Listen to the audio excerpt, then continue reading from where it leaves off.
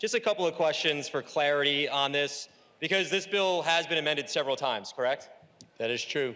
Thank you. And so the changes made in this bill compared to the one that we passed last year, can you just explain the differences for us? Sure. The chapter amendment just takes out the requirements that that people who don't want to run can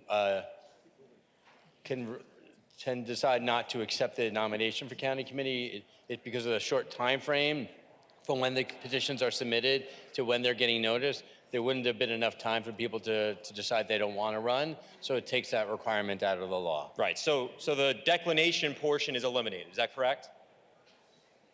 So yes, you can't decide that you're not going to run. Exactly. Okay. Which was the intent of the original bill, I believe, if I remember that there's correctly. been numerous versions of this bill over the last 4 or 5 years, and that's one of the versions. Understood. But the bill that was signed, the bill was signed into law, but there was a proposal made by the governor. If That is correct. And so the governor was asking, as part of her approval, to take away the declination portion? That is correct. Understood. Just to make sure I'm clear, under the new law, how would a candidate for a county committee know about their ability to decline if it's no longer part of the notification?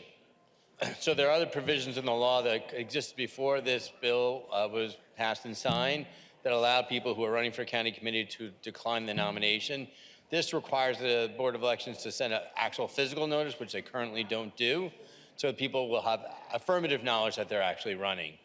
So is there really any difference from the last cycle versus the coming cycle with this new chapter amendment in place? Yes, the difference will be that people will actually know that they're running when they're running, versus in the last cycle, people didn't even know they're running until after they were elected or after a year later when they were required to show up at a meeting.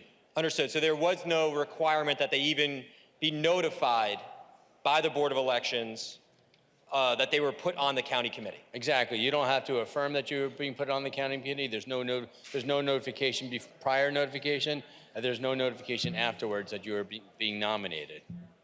And so this only applies to New York City, though, correct? Correct. And is it that because that lack of notification only exists in New York City? That lack of notification was a problem in New York City. Understood. So this bill only applies to New York City. So how would, and I know you mentioned it earlier, so if you could just provide me a little more specificity. So if somebody receives one of those cards, or notification, that they were added to county committee in New York City, right? How would they go about removing themselves? How would they go about what? Removing themselves if they do not want to be on the committee. So if they didn't do it during the declination period, they could, after the election, decide that they don't want to be in that position and withdraw their candidacy and decline it then.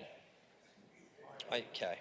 And so just to make sure I understand, you feel that this fixes a problem, right? The problem being the notification. Yeah, this fixes a problem that people don't know, and that we've seen numerous articles over the last 5 years where dead people have been nominated for county committee, or people didn't know they were running or had moved out of the district. This then provides the notice and allows people to have information about them being on the ballot and being able to then do something about it. Understood. Understood. Well, I really do appreciate you bringing some clarity to the legislation before us, and I appreciate you spending some time with me today. Thank you so much. Thank you.